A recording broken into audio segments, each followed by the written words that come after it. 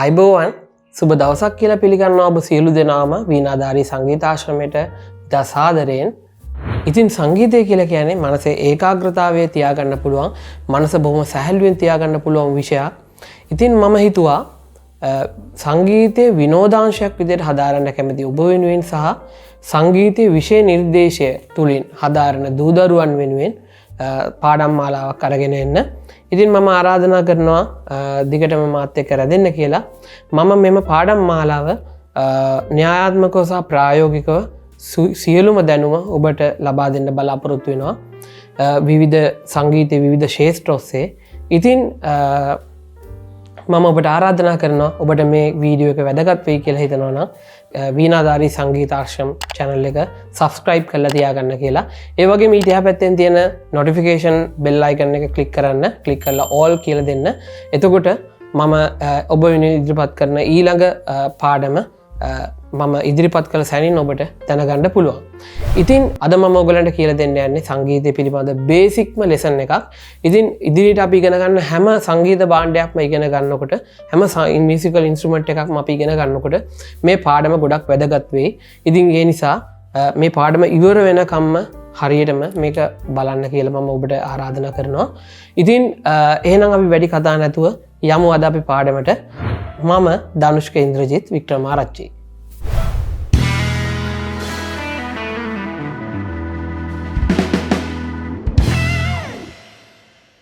ඉතින් අද මම ඔයගලන්ට කියලා දෙන්න යන්නේ කොහොමද සංගීතයේ තියෙන ස්වර හැදෙන්නේ. මේ ස්වර පිහිටලා තියෙන්නේ කොහොමද කියලා තමයි අද මම කියලා දෙන්න යන්නේ මගේ පාඩමෙන්. ඉතින් අපි බලමු සංගීතයේ ස්වරවලට කලින් අපිට කනට ඇහෙන හැම ශබ්දයක්ම ඇහෙන්නේ ශබ්ද තරංගයක් විදිහට. ඒ කියන්නේ වේව් එකක් විදිහට තමයි ඇවිල්ලා තමයි අපිට ඒක ග්‍රහණය වෙන්නේ. ඉතින් අපි එහෙම බලනකොට මේ ශබ්ද තරංගයක් ඇති වෙන්නේ මේ ශබ්ද තරංගයක් ඇති වෙන්නේ ভাইබ්‍රේෂන් එකකින්. ඒ කියන්නේ යම්කිසි කම්පනයකින් තමයි මේ ශබ්ද තරංගයක් ඇති වෙන්නේ. ඉතින් අපිට ඇහෙන සෑම ශබ්දයකම එකින් එක වෙනස් වෙච්ච ශබ්ද තරංග තමයි තියෙන්නේ. අපිට කනට ග්‍රහණය වෙන්නේ ඒ වගේ ශබ්ද. මේ අපිට ඇහෙන හැම ශබ්දයක්ම මේ විදිහට. ඉතින් මේ ශබ්ද තරංගයක් කියලා කිව්වම ඒ කියන්නේ මේ වේව් එකක් කියලා කිව්වම මේ ভাইබ්‍රේෂන් එකක් කියලා කිව්වම මෙන්න මේක තමයි ভাইබ්‍රේෂන් එක කියලා කියන්නේ. ඉතින් දැන් අපිට බලන්න පුළුවන් මේ গিitar එකේ දැන් මම මේ ප්ලේ කරලා පෙන්නන මේ ස්ට්‍රින්ග් එකේ වෙන කම්පනය. මේකට තමයි ভাইබ්‍රේෂන් එකක් කියලා කියන්නේ. ඉතින් මේ ভাইබ්‍රේෂන් එකෙන් තමයි මේ අපිට කනට ඇහෙන මේ නෝට් එක මේ මියුසික් නෝට් එක අපිට ඇහෙන්නේ. ඉතින් ඒ ශබ්ද ගත්තාම විවිධ ශබ්ද තියෙනවා. ඒ විවිධ ශබ්ද තරංග ප්‍රමාණවල වලින් යුක්ත ශබ්ද අපිට ඇහෙනවා. ඉතින් අපි මේ සංගීතයට උපයෝගී කරගෙන ලබන්නේ નિયમિત කම්පන වාර ගණනක් තියෙන ශබ්ද තරංග. ඒ ශබ්ද තරංග වලට අපි කියනවා ඒ નિયમિત කම්පන වාර ගණනක් තියෙන ඒවට අපි කියනවා ස්වර කියලා. ඉතින් අපි බලමු මොනවද මේ සංගීතයේ තියෙන ස්වර කියලා. ඉතින් අපි බලමු සංගීතයේ තියෙන පළවෙනි ස්වරය තමයි සා කියලා කියන්නේ. ඉතින් මේ සා කියන ස්වරය නිර්මාණය වෙලා තියෙන්නේ හැදිලා තියෙන්නේ සජ්ජය කියන වචනේ පළවෙනි අකුරෙන් තමයි සා කියන ස්වරය හැදිලා තියෙන්නේ. එතකොට මේ රී කියන ස්වරය ඊළඟට තියෙන්නේ රී කියන ස්වරය. මේ රී කියන ස්වරය හැදිලා තියෙන්නේ රිෂභය කියන වචනේ පළවෙනි අකුර අරගෙන. ඊට පස්සේ තියෙන ස්වරය තමයි ගා. ගා කියන ස්වරය හැදිලා තියෙන්නේ ගාන්ධාරය කියන ස්වරේ නමේ පළවෙනි අකුර අරගෙන. ඊට පස්සේ තියෙන ස්වරය තමයි මා කියලා කියන්නේ. ඉතින් මා කියන ස්වරය හැදිලා තියෙන්නේ මධ්‍යමය කියන වචනේ පළවෙනි අකුර අරගෙන. ඊළඟට තියෙන ස්වරය තමයි පා. ඉතින් පා කියන ස්වරය හැදිලා තියෙන්නේ පංචමය කියන නමේ පළවෙනි අකුර අරගෙන තමයි පා කියන ස්වරය හැදිලා තියෙන්නේ. ඊට පස්සේ තියෙන ස්වරය තමයි දා කියලා කියන්නේ. ඒතර දා කියන ස්වරය අරගෙන තියෙන්නේ දෛවතය කියන නම අරගෙන තමයි දෛවතයේ තියෙන පළවෙනි අකුර අරගෙන තමයි ඒ නමේ පළවෙනි අකුර අරගෙන තමයි දා කියන ස්වරය හැදිලා තියෙන්නේ. එතකොට නී කියන ස්වරය ඊට පස්සේ තියෙන්නේ නී කියන ස්වරය. එතකොට නී කියන ස්වරය හැදිලා තියෙන්නේ නිෂාදය කියන නමේ පළවෙනි අකුර අරගෙන. ඉතින් මේ ස්වරස්ථාන ටික ওই විදිහට පිටලා තියෙනකොට ඕක තියෙන්නේ හරියට පඩි පෙලක් වගේ උඩට. එන්න මේකේ සංඛ්‍යාත ප්‍රමාණය වැඩි වෙලා number of vibrations වැඩි වෙලා තමයි මේ ස්වරස්ථාන එකින් එකට වෙනස් වෙලා තියෙන්නේ. ඉතින් මේක පිටලා තියෙන්නේ සා රි ගා මා පා දා නි කියලා තමයි තියෙන්නේ. සා රි ගා මා පා දා නි කියලා ඉහළට ගමන් කරන විදිහට තමයි මේ ස්වරස්ථාන ටික පිටලා තියෙන්නේ.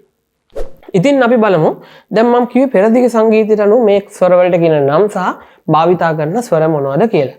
ඉතින් අපි ඊළඟට බලමු මේකට වෙස්ටර්න් මියුසික් වලදී අපි බටහිර සංගීතයේදී භාවිතා කරන ඉංග්‍රීසි අක්ෂර මොනවද කියලා. මේ සා කියන ස්වරයට අපි පාවිච්චි කරනවා C කියන ඉංග්‍රීසි අක්ෂරය.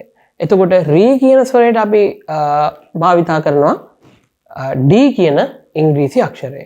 එතකොට ගා කියන ස්වරයට පාවිච්චි කරනවා අපි E කියන ඉංග්‍රීසි අක්ෂරය. ඊට පස්සේ අපි මා කියන ස්වරයට අපි භාවිතා කරනවා ඒ වෙනුවට බටහිර සංගීතයේදී F කියන ඉංග්‍රීසි අක්ෂරය. ඊට පස්සේ පා කියන ස්වරයට වෙනුවට අපි භාවිතා කරනවා බටහිර සංගීතයේදී G කියන ඉංග්‍රීසි අක්ෂරය. එතකොට දා කියන ස්වරයට අපි පාවිච්චි කරන්නේ වෙස්ටර්න් මියුසික් වලදී A කියන ඉංග්‍රීසි අක්ෂරය. ඊට පස්සේ අන්තිම අපේ ස්වරය තමයි නී කියලා කියන්නේ. එතකොට නී කියලා කියන ස්වරයට අපි භාවිතා කරන්නේ වෙස්ටර්න් මියුසික් වලදී B කියන ඉංග්‍රීසි අක්ෂරය.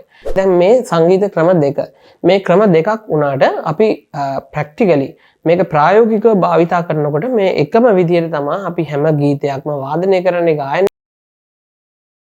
එහෙම වෙනසක් නැහැ. මේකේ තියෙන්නේ භාවිතා කරන මේ අක්ෂරවල තියෙන වෙනස තමයි තියෙන්නේ මේ සංගීත ක්‍රම දෙකේ.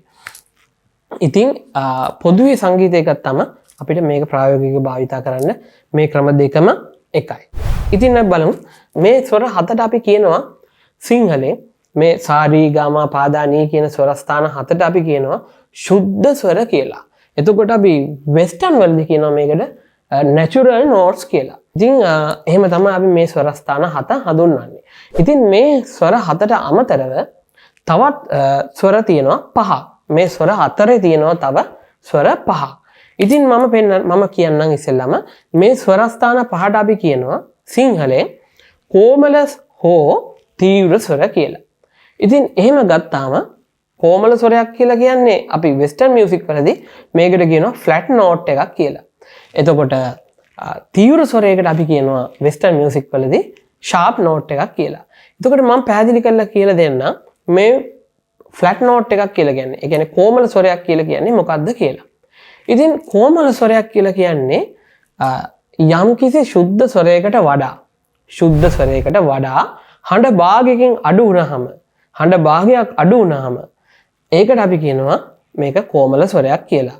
එතකොට යම්කිසි ස්වරයකට වඩා හඬ භාගයකින් වැඩි වුණාම අපි ඒකට කියනවා තීව්‍ර ස්වරයක් කියලා. ඉතින් මේ අපි සංගීත ක්‍රම දෙකේදීම මේ ස්වරස්ථාන පෙන්වන්න භාවිතා කරනවා යම්කිසි ලකුණු දෙකක්. ඒ ලකුණු දෙක තමයි මේ කොමල ස්වරයක් පෙන්වනකොට අපි ඒ ස්වරයට යටි චූටි ඉරක් ඇදලා පෙන්වනවා. ඒ ඇඳපුවම අපි මේක අයිඩෙන්ටිෆයි කරගන්න පුළුවන් අපිට දැනගන්න පුළුවන් මේ තියෙන්නේ මේ ස්වරය කොමල ස්වරයක් කියලා. එතකොට තීව්‍ර ස්වරයක් නම් අපි පෙරදිග සංගීතයේදී මේ තීව්‍ර ස්වරයට උඩින් ඇල ඉරි කෑල්ලක් මේ විදිහට අපි යොදනවා. එතකොට අපිට දැනගන්න පුළුවන් මේක තීව්‍ර ස්වරයක් කියලා. එතකොට අපි වෙස්ටර්න් මියුසික් වලදී මේ කොමල ස්වරයක්, ඒ කියන්නේ ෆ්ලැට් නෝට් එකකට අපි ඒ නෝට් එක උඩින් අපි දානවා චූටි සිම්පල් B අකුරක්. චූටි සිම්පල් B අකුරක් දානවා මෙන්න මේ විදිහට. එතකොට අපිට මේක දැනගන්න පුළුවන් මේක ෆ්ලැට් නෝට් එක කියලා. එතකොට අපිට ෂාප් නෝට් එකක් නම් අපිට දැනගන්න පුළුවන් ෂාප් නෝට් එකක් නම් මේ නෝට් එකට උඩින් අපි මෙන්න මේ විදිහට චූටි හැෂ් ලකුණක් දානවා. එතකොට අපිට ඒක අඳුර ගන්න පුළුවන් මේක ෂාප් නෝට් එකක් කියලා. ඉතින් දැන් ඔබට පැහැදිලි වෙනවා ඇති කොහොමද මේ සංගීත පද්ධතීන් දෙකේ කොහොමද ස්වර ස්ථාන පිටලා තියෙන්නේ කියලා. රයිට්. දැන් මම ඔයගලන්ට පෙන්නන්නම් මේ ස්වර ස්ථාන කොහොමද එකින් එකට වෙනස් වෙන්නේ කියලා. ඉතින් පෙරදිග විදියට ගත්තම ඉතින් ස්වර ස්ථාන වෙනස් වෙන්නේ කොහොමද කියලා අපි බලමු. එතකොට දැන් මේ පළවෙනි ස්වරය සා. එතකොට සා කියන ස්වරයට මම දානවා එක්සාම්පල් එකක්. ඒ කියන්නේ උදාහරණයක් විදිහට මම දානවා මෙතනට කම්පන සංඛ්‍යාතය. එතකොට මේ සා කියන ස්වරය හැදෙන්න යන කම්පන සංඛ්‍යාතය මම මේ ඇත්ත සංඛ්‍යාව නෙමෙයි දාන්නේ මෙතන. මේ කම්පන සංඛ්‍යාතය ඇත්තම කම්පන සංඛ්‍යාතය නෙමෙයි.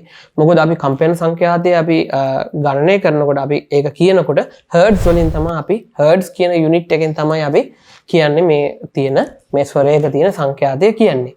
නමුත් මම එක්සාම්පල් එකක් දාලා පෙන්නනවා. එතකොට ඔබට තේරුම් ගන්න පුළුවන් කොහොමද මේ ස්වරයකින් ස්වරයට වෙනස් වෙන්නේ කියලා. ඉතින් අපි බලමු මේ ස්වර ස්ථාන වලට ඉස්සෙල්ලා මම මුලින්ම මේ ශුද්ධ ස්වර වලට මම කම්පන සංඛ්‍යාතයන් දාලා පෙන්නන්නම්. ඉතින් මේ සා කියන ස්වරය හැදිලා තියෙන්නේ කම්පන වාර 100කින්. ඊට පස්සේ අපි බලමු ඔන්න රී කියන ස්වරය. ඒ කියන්නේ D note එක හැදිලා තියෙන්නේ කම්පන වාර 200කින් කියලා හිතමු. ඊට පස්සේ අපි ඊළඟ ස්වරය තමයි ගා කියන ස්වරය. ඒ කියන්නේ E note එක. E note එක හැදිලා තියෙන්නේ කම්පන වාර 300කින්. ඊට පස්සේ තියෙන note එක තමයි මා. ඒ කියන්නේ F note එක. ඉතින් F note එකට එනකොට F note එකේ 350කින් තමයි කම්පන සංඛ්‍යාතය හැදිලා තියෙන්නේ. ඉතින් දැන් බලන්න ඔබට පේනවා ඇති දැන් මේකේ මේ ස්වර හැම අතරම තියෙන්නේ කම්පන වාර 100න් 100ට තමයි වැඩි වෙලා තියෙන්නේ. නමුත් මේ ගා ඉඳලා මා එකට එනකොට කම්පන වාර 50කින් තමයි වැඩි වෙලා තියෙන්නේ. ඉතින් ඒකට හේතුව තමයි මේකේ ලෝකේ අපේ පිහිටලා තියෙන සංගීතයේ තියෙන සාමාන්‍ය විදිය න්‍යාය තමයි මේ විදියට තමයි න්‍යායය තියෙන්නේ. ගාමා අතරේ කිසිම නෝට් එකක් නැහැ. අපි කිසිම සංගීත භාණ්ඩයක් ගත්තම මියුසිකල් ඉන්ස්ට්‍රුමන්ට් එකක් ගත්තම මේ අතරේ කිසිම ස්වරයක් දකින්න නැහැ. ඉතින් ඒ නිසා තමයි මෙතන ස්වර භාගයක දුරක් තමයි මෙතන තියෙන්නේ. ඉතින් ඊට පස්සේ අපි ඊළඟ ස්වරයට යමු. ඊළඟ ස්වරය තමයි පා කියලා කියන්නේ. එතකොට මා පා අතරේ මාවල ඉඳලා පාවලට එනකොට පාවල පාස්වරයේ අගය 450ක් වෙනවා. ආපහු 100කින් වැඩි වුණා. ඉතින් ඊට පස්සේ දාස්වරයට එනකොට දාස්වරයට වැඩි වෙනකොට තවත් 100කින් වැඩි වෙලා ඒක 550යි. කම්පන වාරය 550කින් තමයි දා කියන ස්වරය හැදිලා තියෙන්නේ. ඊට පස්සේ අන්තිම ස්වරය නී කියන ස්වරය හැදිලා තියෙන්නේ කම්පන වාර 650කින්. දැන් අපි බලමු මේ මැද තියෙන ස්වර මේ කොමල රී, කොමල ගා, කොමල දා, කොමල නී. එතකොට මේ මැද තියෙන ස්වරස්ථාන එනකොට කොහොමද මේකේ ඒවැ කම්පන වාර සංඛ්‍යාවන් අඩු වැඩි වෙන්නේ කියලා. දැන් මම ඔබට කියලා දුන්නා මේ කොමල ස්වරයක් වෙනකොට ශුද්ධ ස්වරයට වඩා හඬ භාගයකින් අඩු වෙනවා කියලා. ඉතින් ඒ නිසා තමයි දැන් රී කියන ස්වරයේ කම්පන සංඛ්‍යාතය 200යි. එතකොට සා කියන ස්වරයේ කම්පන සංඛ්‍යාතය 100යි. එතකොට 100 ඉඳලා 200ට එනකොට 100කින් වැඩි වුණා.